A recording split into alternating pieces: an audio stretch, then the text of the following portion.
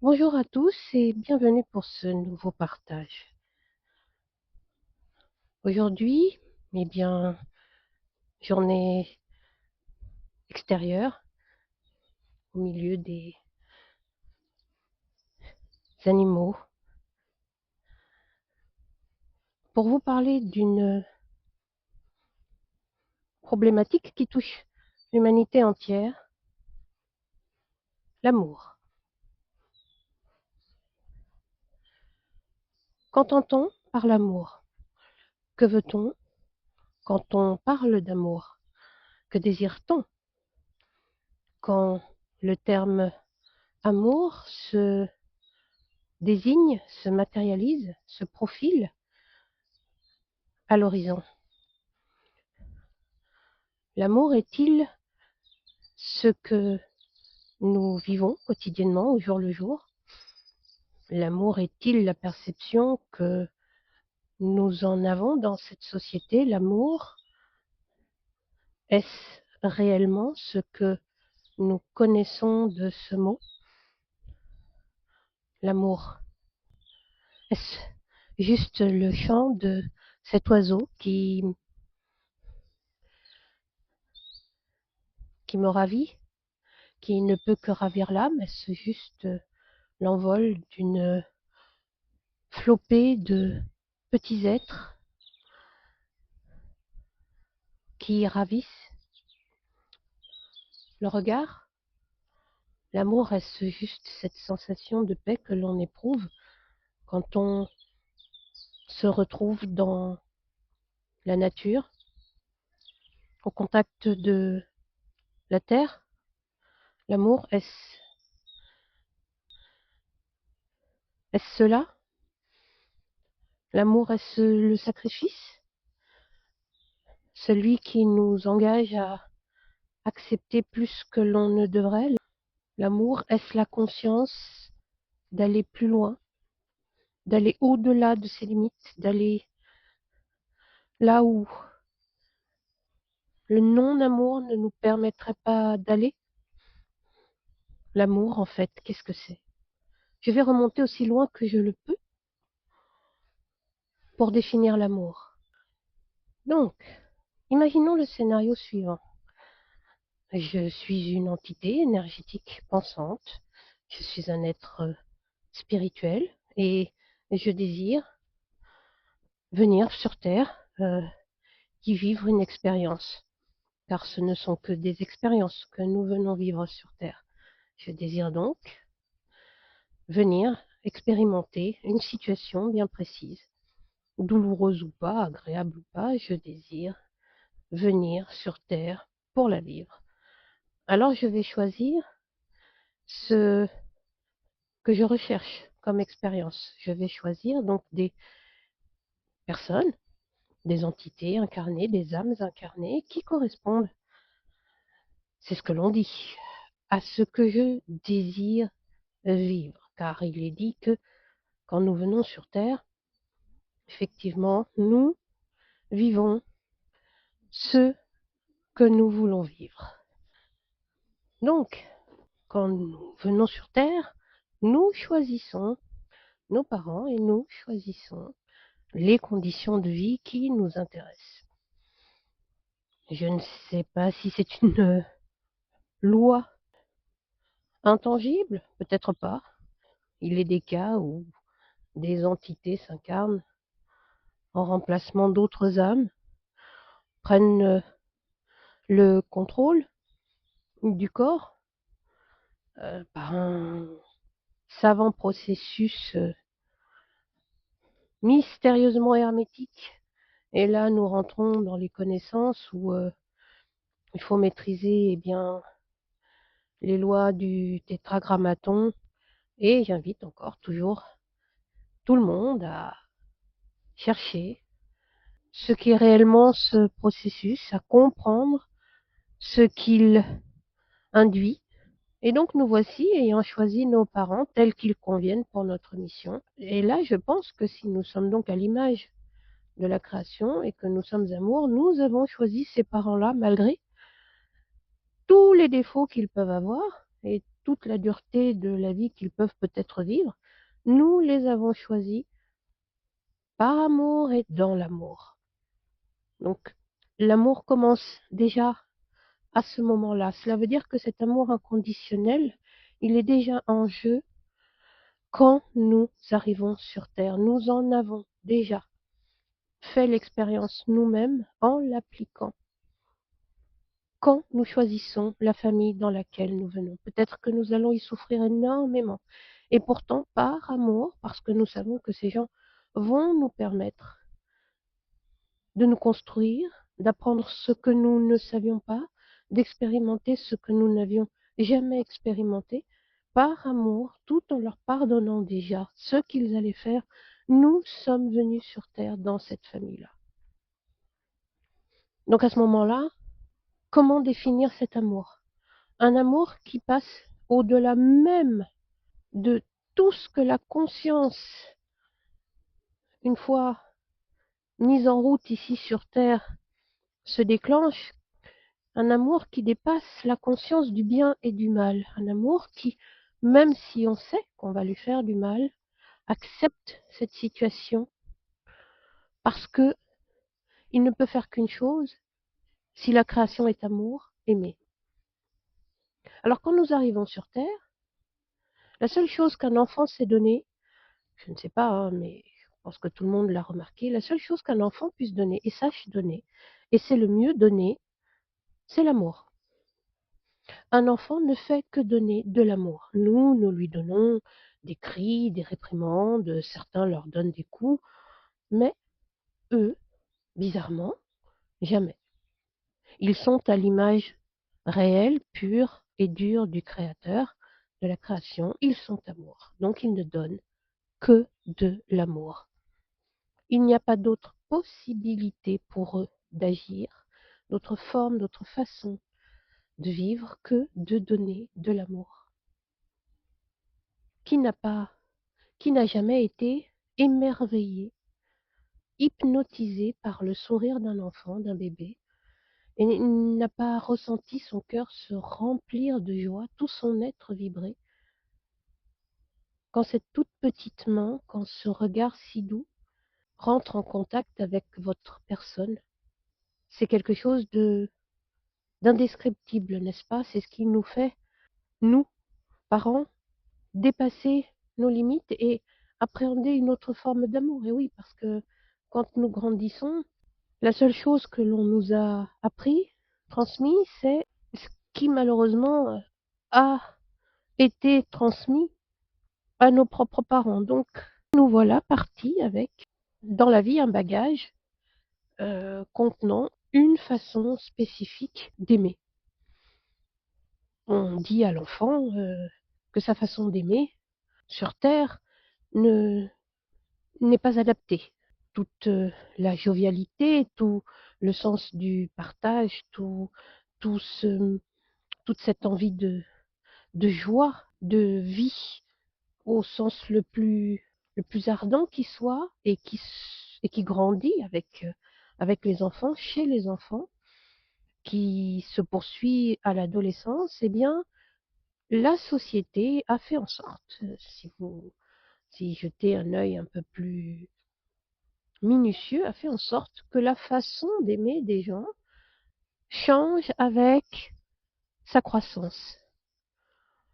Ce regard pur que deux enfants ont l'un sur l'autre, où il n'y a ni race, ni couleur, ni parti politique, ni classe sociale, ni idée préconçue, ce regard qui devrait être le nôtre, parce qu'il fait partie intrinsèque de nous, ce regard, eh bien, on apprend à l'enfant à le perdre, à le museler, à l'oublier, et on lui dit que l'amour a des limites, que l'amour a des façons de s'exprimer, que l'amour a des codes, euh, que l'amour est quelque chose peut-être de tabou, peut-être de sale, peut-être de dangereux.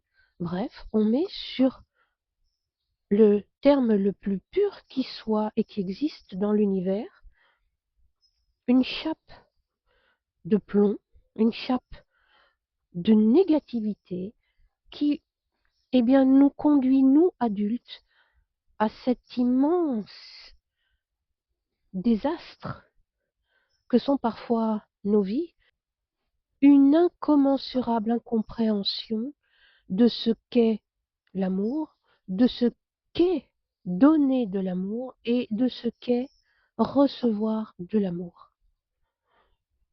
Si nous étions un tant soit peu sages, nous nous arrêterions et nous observerions nos enfants jouer tranquillement comme ils le faisaient avant, calmement, à des jeux puérils peut-être, mais à des jeux simples, à des jeux où la vie eh bien, est belle et est agréable et douce. Et peut-être nous dirions-nous que la meilleure façon d'aimer, en fin de compte, n'est autre que celle-là. À partir du moment où les humains ont décidé de détruire l'amour, amour qui est un terme positif, amour qui n'engendre que de la positivité. C'est par amour que l'on peut sauver une vie, c'est par amour que l'on peut aider quelqu'un, c'est grâce à de l'amour que le paysan travaille jour après jour inlassablement sa terre pour nourrir sa famille, pour nourrir ses bêtes, pour nourrir les autres. C'est grâce à l'amour que certains en soignent d'autres, c'est grâce à l'amour que certains en instruisent d'autres. C'est grâce à l'amour que toute forme d'acte positif se génère sur la planète. C'est une force. C'est une force opposée. Voilà, il y a deux forces sur Terre et l'amour est cette force lumineuse, douce, chaude, qui envahit le cœur et l'esprit de chacun quand il a décidé de s'en servir, non seulement pour son bonheur à lui, mais, et toujours la règle première, aussi pour les autres sans jamais leur nuire, sans jamais leur faire de mal, sans jamais faire de mal à aucune autre forme de vie qui soit. Il en est ainsi de l'amour. Il en est ainsi de ce que l'on appelle le Créateur. La création, ce n'est que de l'amour. Ce que la nature nous donne n'est que la représentation la plus pure de ce qu'est l'amour. Malgré tout le mal que l'humain lui fait, elle continue à donner généreusement. Oh, bien sûr, il y a toujours une limite à l'amour. L'amour n'est pas non plus quelque chose qui, indéfiniment, ne rendra pas une justice juste. Non, non. L'amour, un jour ou l'autre, nous n'avons pas l'échelle de temps quand nous sommes incarnés. Cette échelle de temps, justement, elle est trop importante quand nous sommes incarnés pour que l'on s'en fasse une idée. D'ici quelques millénaires, que va-t-il se passer? Comment les gens vont évoluer? Qu'est-ce qui va nous arriver? Non. Sur Terre, il est difficile d'avoir une vue à long terme sur les plans de la création. Mais en tant qu'être désincarné, il est beaucoup plus facile de se rendre compte de ce que l'amour représente comme finalité. Et à ce moment-là, on se rend compte aussi qu'il n'y a pas de temps. Quand on aime, vous êtes-vous déjà posé la question, qu'attend-on de l'autre? Ça aussi, c'est quelque chose qui m'interpelle beaucoup. Qu'attend-on des autres? Qu'attend-on des autres en question d'amour? On va rentrer aussi dans l'affectif. L'affectif, c'est de l'amour. L'amitié, c'est de l'amour. Chacun s'exprime d'une façon différente, mais ça ne reste que de l'amour. L'amour, c'est quelque chose qui donne gratuitement son temps, son attention, qui donne, qui ne demande rien, qui donne. Qu'attend-on des autres? Qu'attend-on de, des nôtres?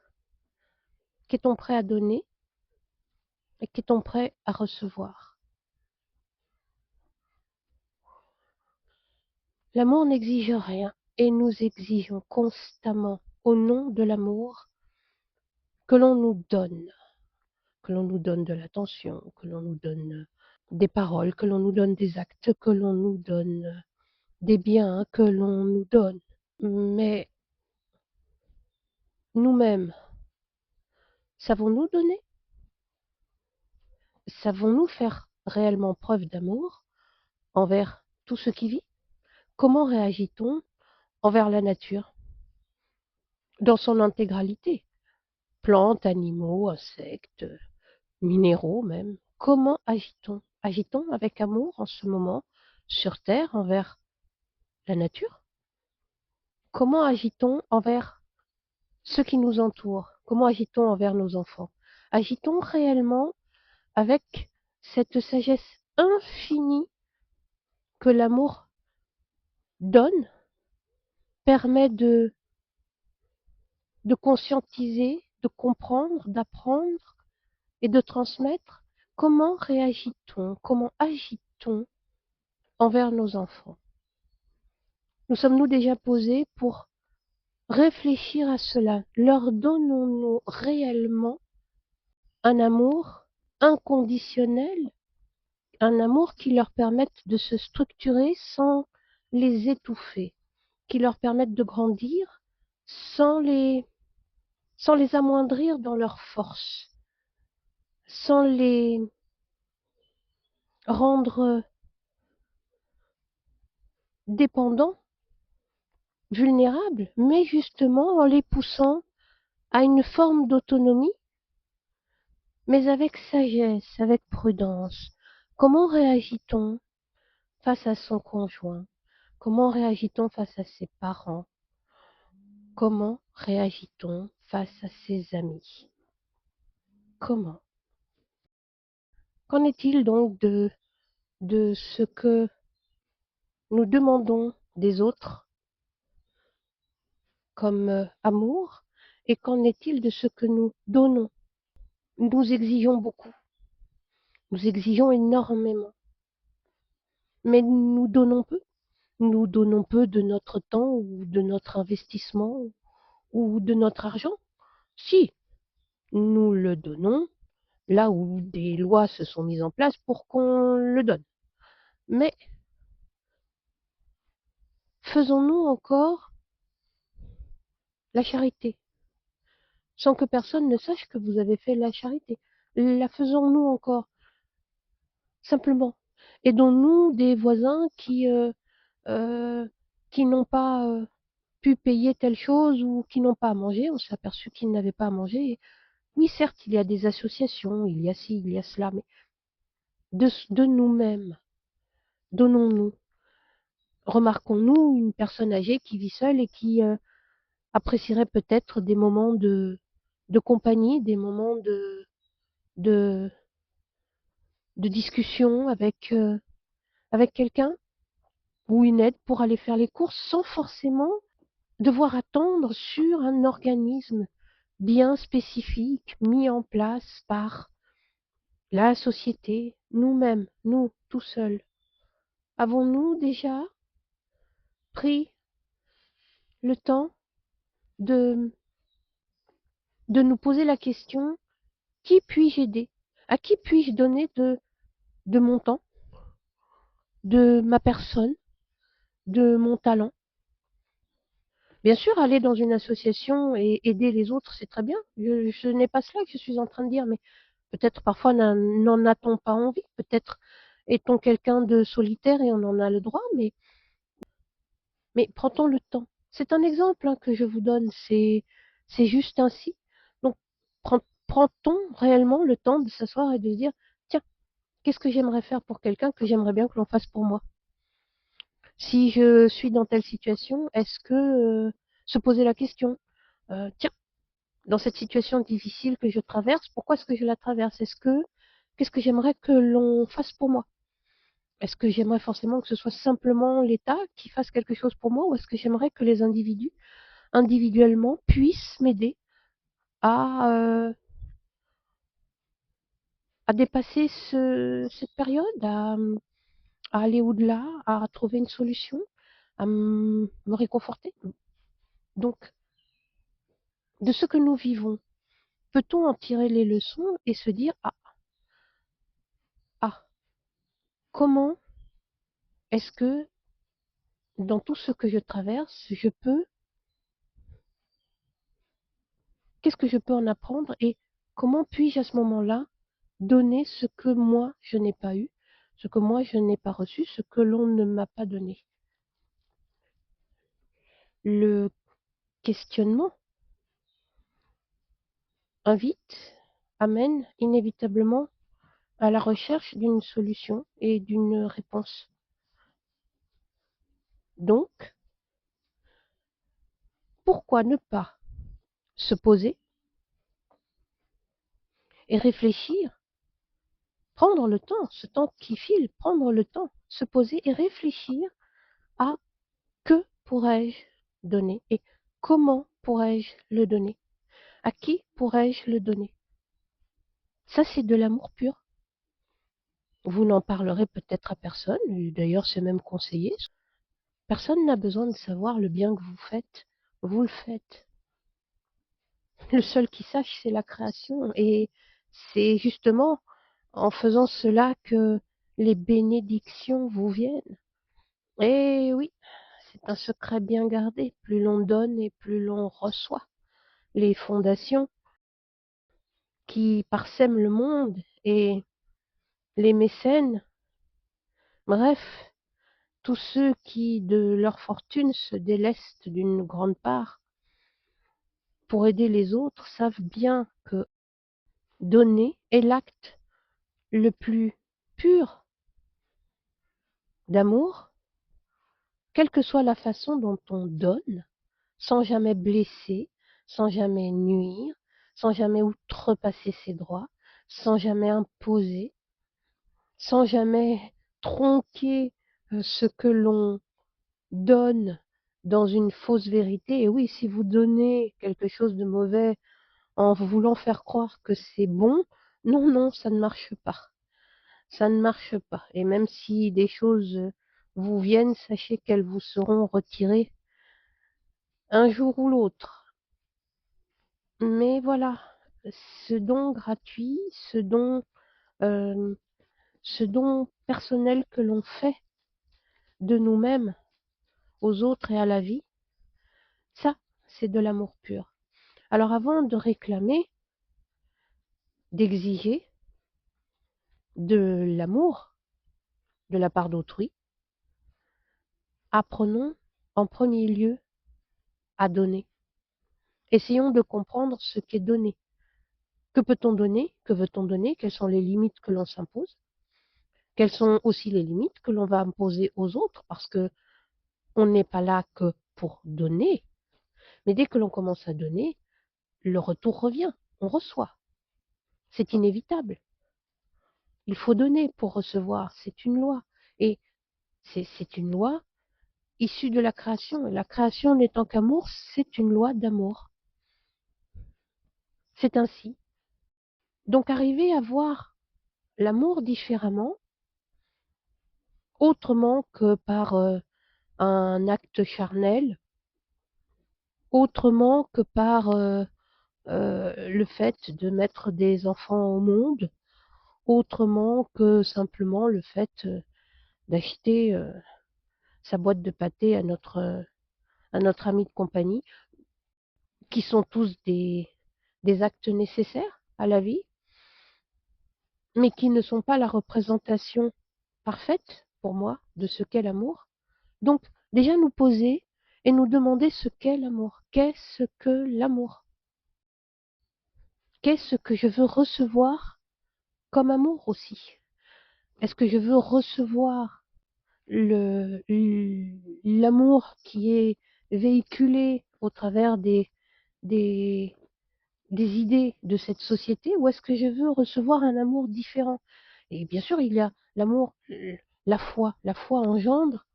On parle de l'amour de la création, mais effectivement, quand vous remettez votre cœur entre les mains de, de la création, l'amour que vous en recevez est énorme. Il n'a pas de limite, il est sans fin. C'est un amour infini, comme quand vous êtes au milieu de la nature, nature qui n'est que la création, eh bien, ce que vous allez en recevoir de cette nature n'a pas de mots. Vous allez ressortir de là ressourcé, calme, serein, heureux, plein de, plein de force, plein de joie, comme si des mains invisibles avaient, au, au long de votre parcours entre les arbres, attrapé toutes les ombres qui vous entouraient, attraper tous ces esprits, toutes ces idées qui vous collaient et les auraient gardées pour eux, et les emmenant au plus profond de leurs racines, les perdant au fond de la terre, les purifiant, pour ainsi dire, et vous ressortez de là, régénéré, épanoui, heureux. Qu'est-on prêt à donner? Qu'est-on prêt? Quelles sont les limites? Voilà. Ces limites, elles doivent exister parce que la première chose, la première personne à qui nous devons donner, c'est nous. Nous devons nous donner de l'amour et cet amour englobe le respect de nous-mêmes, euh, la confiance en soi, les buts que l'on s'est définis. La recherche de l'amour débute par l'amour que l'on va avoir pour soi. Il faut s'aimer. Il faut s'aimer comme quelqu'un de grand. Il faut s'aimer comme quelqu'un de capable, euh, d'immensément fort, d'immensément puissant, parce que c'est ce que l'on est. C'est ça aussi l'amour. L'amour, c'est une force créatrice. Elle a tout créé, elle nous a créé, elle a créé les planètes, elle a créé l'univers, elle s'est peut-être auto-créée. On n'en sait absolument rien. On hypothèse beaucoup là-dessus, mais on discourt. On discourt énormément sur le sujet, mais est-on vraiment sûr de ce que l'on avance? Moi, je n'en mettrai pas ma main au feu, puisque bien souvent, quelques siècles plus tard, une découverte est invalidée par une autre, et on se rend compte qu'on était très loin, mais alors très loin de la vérité, et si on réagit avec un peu plus de sagesse encore, on se dit que ce que l'on vient de découvrir n'est qu'une autre toute petite avancée de la vérité plus grande que l'on comprend, apprend, perçoit euh, quand l'on n'est pas incarné et quand l'on a évolué. Et nous voilà donc, nous aimant. À partir du moment où l'on s'aime, on se respecte, et donc l'on n'accepte plus l'inacceptable. Et à partir de ce moment-là, on peut commencer à construire avec les autres des relations basées sur un amour juste, qui peut être dur, un amour vrai, qui n'accepte pas le mensonge, un amour rempli de, de, cette, euh, de cette recherche d'un juste équilibre, d'un juste milieu qui accompagne chacun de nos pas dans la vie, dans tous les facteurs, dans toutes les facettes de notre vie et que l'on espère rencontrer chez les gens qui nous entourent, qui vont nous entourer, que l'on va choisir pour nous accompagner tout au long de notre incarnation sur Terre. Donc l'amour n'est rien d'autre qu'en premier lieu que l'amour de soi-même, l'acceptation de soi-même. C'est un cheminement personnel et qui amène à la reconnaissance de ce qu'est ou de ce que peut être euh, l'amour dans une toute minuscule, infime partie, possibilité, car bien sûr, nous n'en percevons qu'une infime partie. Et donc le premier pas dans la reconnaissance ou dans la connaissance de l'amour, c'est pour moi s'aimer soi-même. Le fameux connais-toi toi-même, c'est d'abord s'aimer. On ne se connaît qu'en s'aimant. Quand on s'aime, on prend le temps de se poser et de se demander qu'est-ce que je désire pour moi. Est-ce que ce que je vis me convient? Est-ce que ce que l'on me donne me convient? Est-ce que ce que je reçois me convient? Est-ce que ma façon d'être dans la vie, envers moi-même et envers les autres, me convient? Tout cela, se connais-toi toi-même, quels sont mes vices, mes défauts, bref, mes qualités, tout cela n'est que le début, n'est qu'une autre facette de s'aimer. S'aimer soi-même. Quand on s'aime, il y a des choses que l'on va accepter et d'autres que l'on ne va pas tolérer. Il y a des choses que l'on va exiger. Il y a des situations, des gens, des lieux que l'on va accepter, d'autres que l'on va refuser. Bref, quand on s'aime ou quand on commence à s'aimer, on commence à rechercher ce qui nous rend heureux, ce qui nous fait plaisir, ce qui nous construit, ce qui ne nous tue pas. Ça, ce n'est que de l'amour.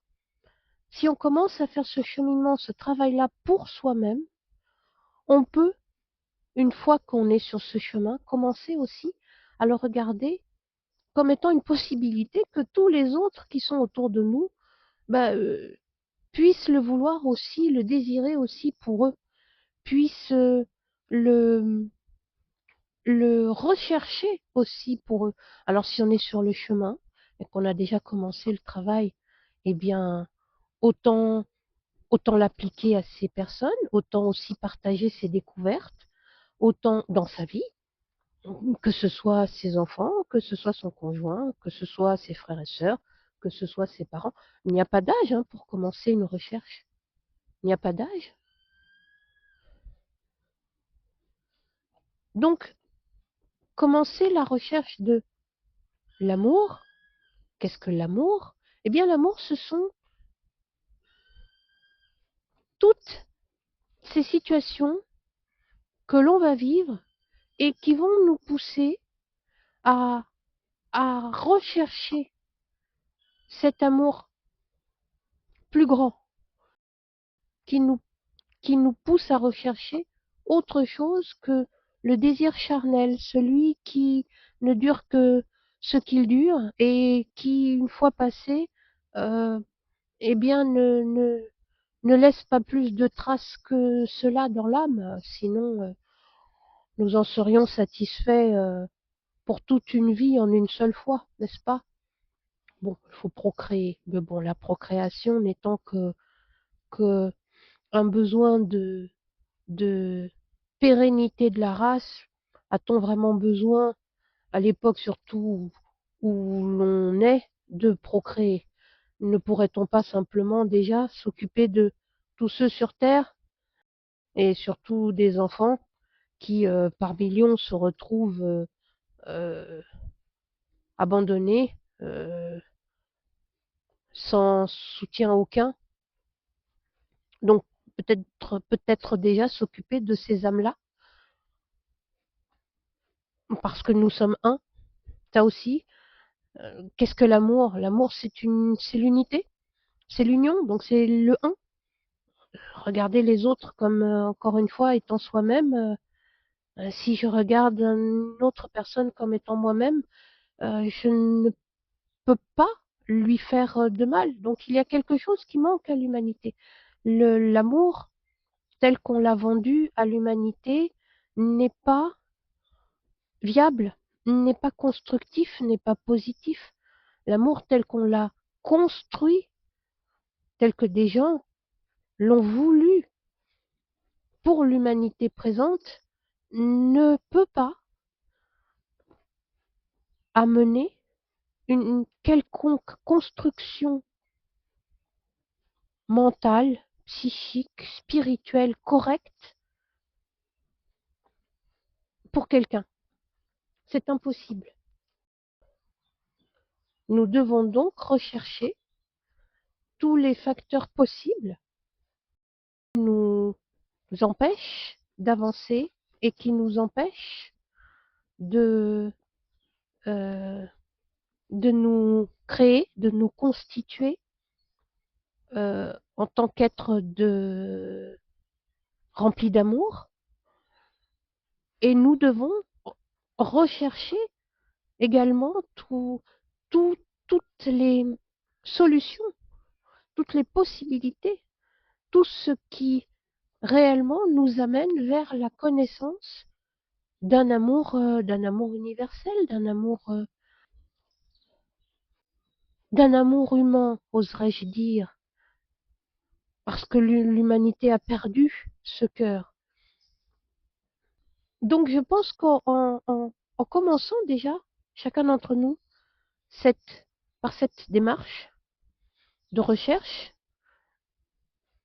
à nous poser réellement la question, qu'est-ce que c'est que l'amour? Et moi,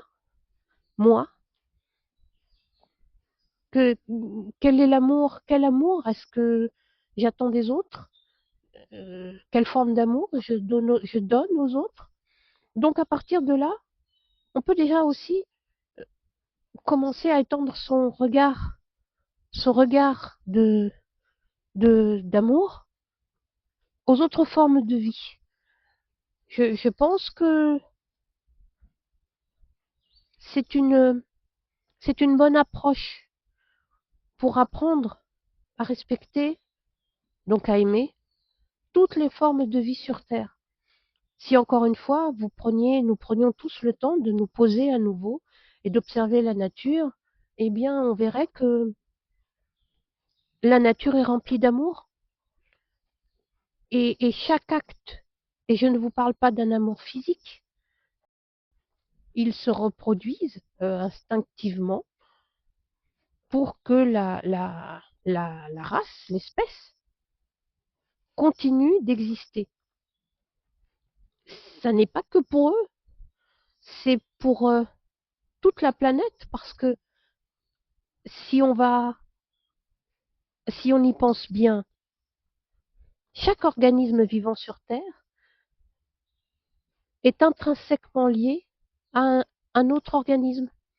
Et l'un nourrit l'autre, et l'un donne à boire à l'autre, et l'un donne de l'abri à l'autre. Nous sommes tous liés les uns avec les autres. Toutes les formes de vie sont liées les unes aux autres. Et donc, quand on observe réellement la nature, on se rend compte que ce n'est qu'un gigantesque réservoir d'amour et que nous, humains, nous sommes en train de le saccager, de le piétiner, de, de le détruire. Et quand il aura disparu, je pense que cette force qui nous permet de vivre sur cette planète n'est autre que la nature, au-delà de Dieu. Dieu s'exprime, si je peux l'appeler ainsi. Le Créateur s'exprime au travers de la nature. Son amour pour nous s'exprime au travers de la nature.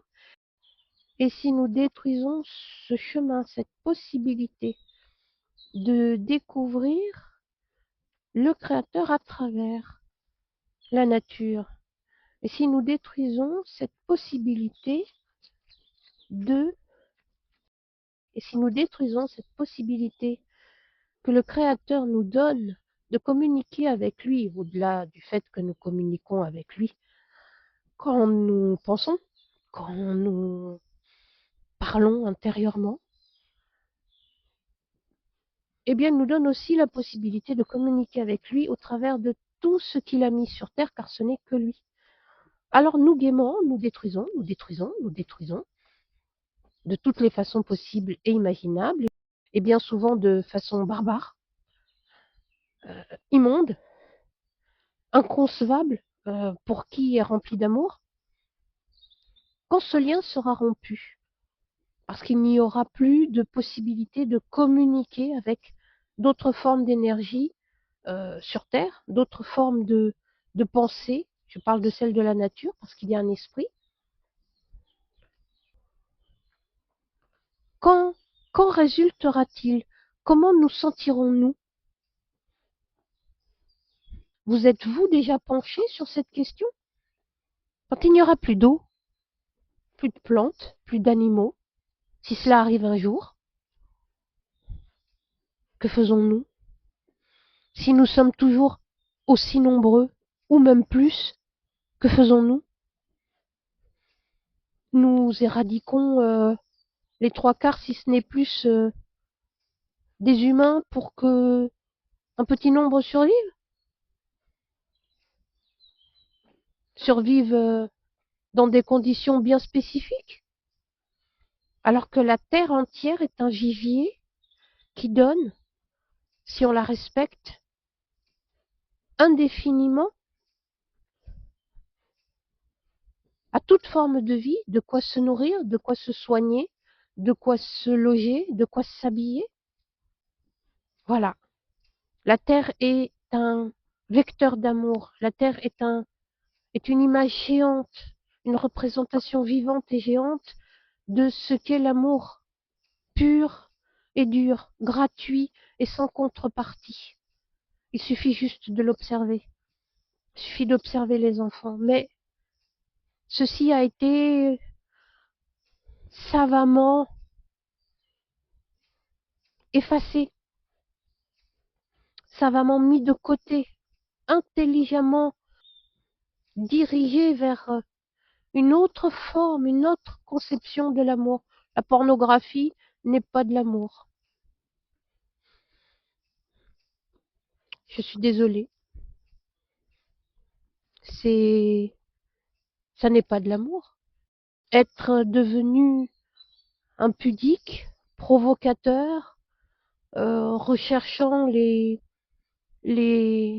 toutes les formes de plaisir les plus dangereux ou les plus sales ou les plus abjects ou les plus, je ne sais pas, bref, ce n'est pas de l'amour.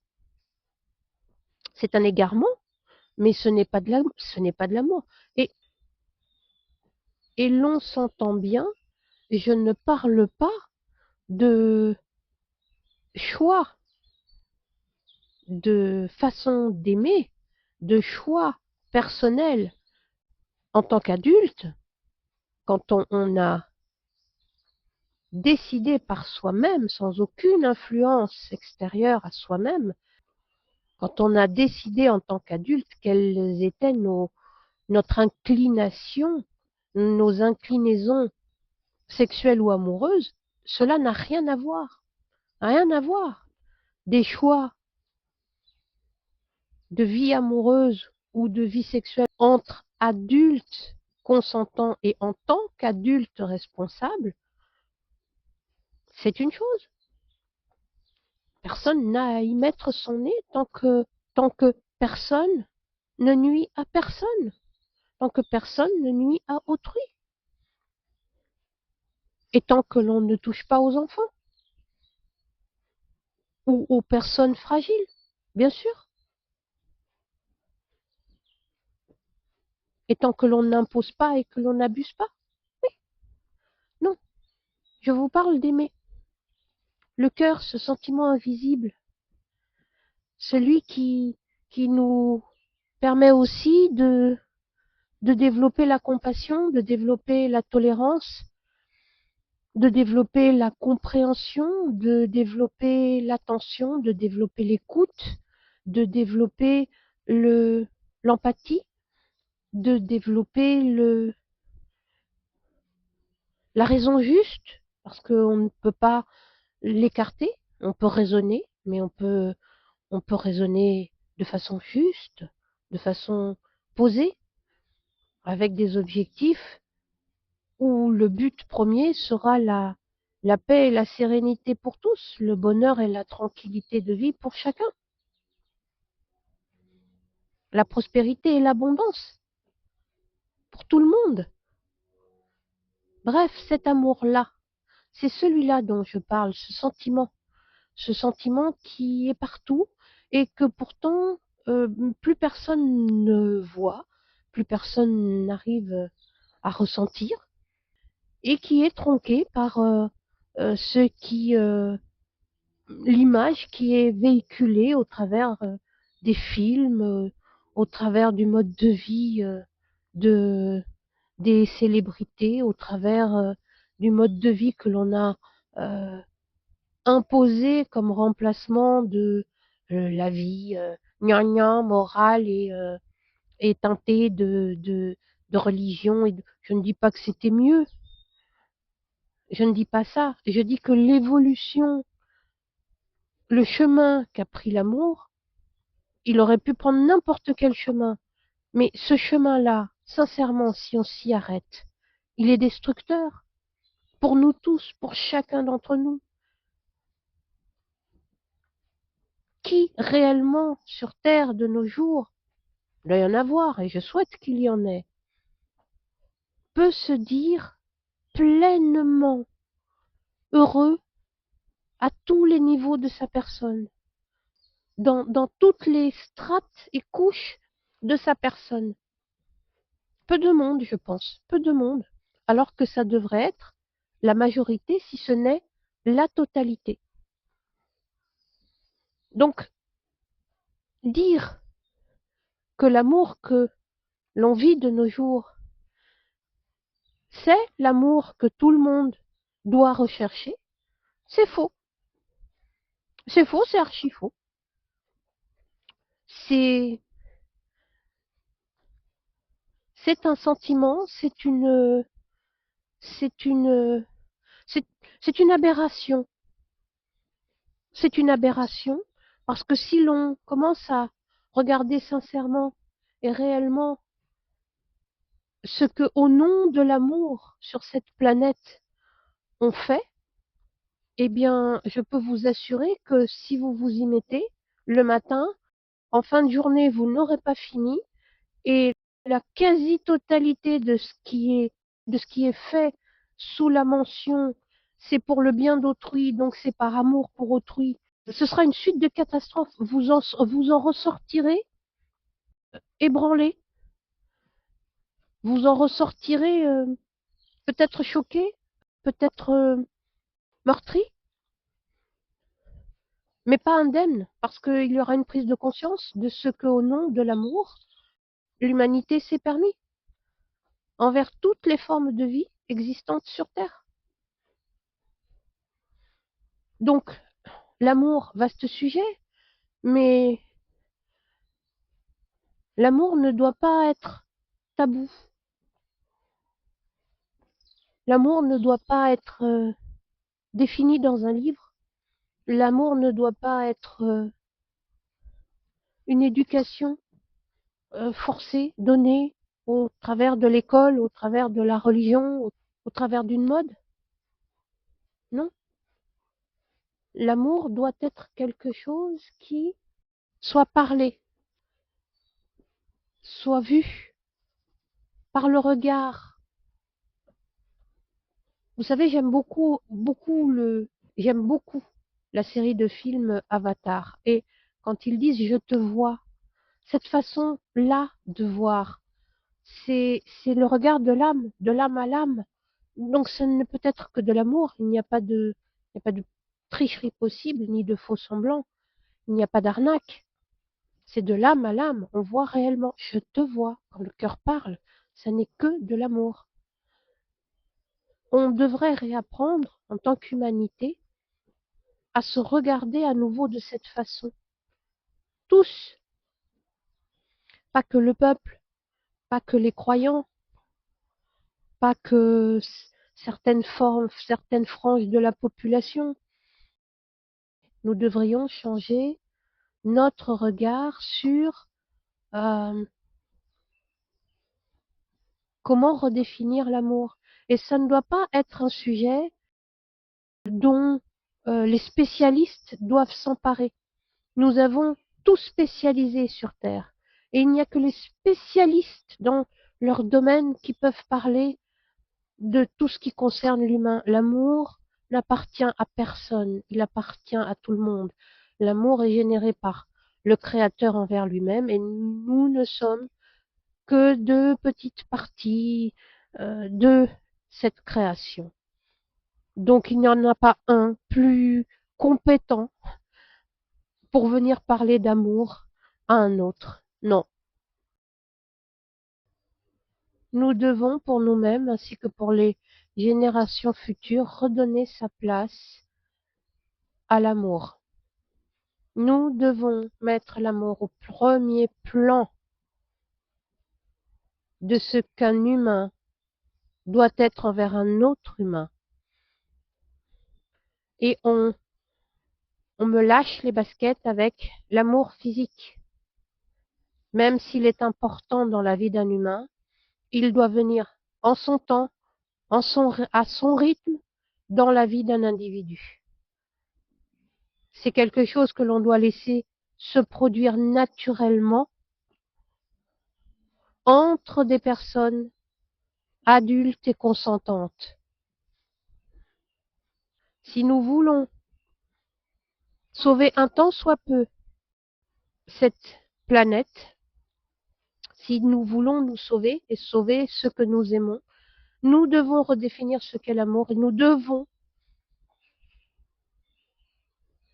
le penser, le concevoir, le travailler et le transmettre, le partager, même si, encore une fois, on vous regarde de travers. Soyez forts sur vos bases, soyez droits dans vos bottes, ne lâchez pas et avancez, avancez dans votre idée. Si de plus en plus de personnes commencent à redéfinir ce qu'est l'amour pour eux-mêmes et pour les autres, nous avancerons beaucoup plus rapidement dans la résolution de nombreux problèmes qui pourrissent la vie, non seulement des humains, mais de la planète. Nous avancerons très rapidement dans la résolution de ces problèmes. C'est aussi simple que cela. Il n'y aura pas besoin d'une refonte totale de la société. Il y aura besoin, en mettant dans chaque sujet de la société du cœur, donc de l'amour pur, nous trouverons, nous aménagerons, nous mettrons en place à ce moment-là, dans chaque situation qui se présente, une solution. Des solutions seront trouvées pour chaque problème. Des solutions humaines seront mises en place dans chaque domaine de la société, dans chaque secteur de la société. Et il n'y aura pas de mots, c'est impossible, ça n'est pas envisageable, ça n'est pas viable. Non, non, cela n'existera pas. Tout est possible. Et le facteur premier qui permet cela, c'est l'amour créateur. Il n'y a rien où que vous regardiez qui ne vous le démontre pas dans toute la nature et vous en faites partie. La seule chose qui est créatrice, c'est l'amour. La seule chose qui est créatrice de la vie, c'est l'amour. Alors ne vous trompez pas de voie, ne vous trompez pas de chemin. Faites les bons choix pour vous, pour vos enfants, pour votre famille, pour ceux que vous aimez, pour ce monde que vous voulez pour vous et que vous voulez laisser à vos descendants. Faites, faites. Cela ne coûte rien. Cela passe par votre pensée, votre prise de conscience. Cela ne vous engage envers personne, c'est envers vous-même. Cela ne, ne nuira à personne, au contraire, puisque vous parlez de, de ce que tout le monde recherche intensivement quand il vient sur Terre et jusqu'à en repartir, ce que tout le monde veut dans sa vie, cet amour qui donne du bonheur, qui donne le bonheur, qui donne la joie, qui donne l'accomplissement de soi, qui donne l'abondance, cet amour-là. Je vous le dis avec mes mots, parce que cette société ayant tout spécialisé maintenant, parler d'un sujet en revient à devoir sortir 3 dictionnaires pour arriver à comprendre le sens premier du mot en remontant jusqu'à son étymologie. Bref, je vous le dis avec mes mots, ceux qui viennent du cœur, ceux qui me parlent, ceux qui j'espère vous parleront, parce que nous ne pouvons pas rester là assis devant la télévision, juste à regarder passer la vie sans agir. Et penser, c'est agir. Vous devez penser. Vous devez penser parce que la pensée est créatrice. Les actes d'amour se prennent vie en premier lieu dans la pensée. Et elle donne des images. Je vous ai parlé des images et de la pensée. Une pensée, eh bien, c'est un mot et ce mot se traduit en image. C'est créateur. Donc, pensons juste, pensons bien, pensons beau et bon pour nous et pour les autres.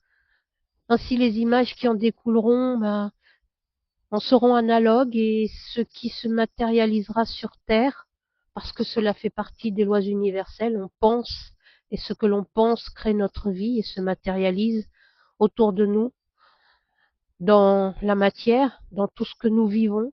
Donc ce que l'on pense, pensons-le bien. Visualisons-le beau, bon, généreux pour nous et pour les autres. En pensant, nous changerons la donne. Pensez, pensez, pensez car il est temps. Il est temps de transformer ce monde. Nous sommes dans une fin de, de cycle, une fin de règne. Nous en avons commencé un autre.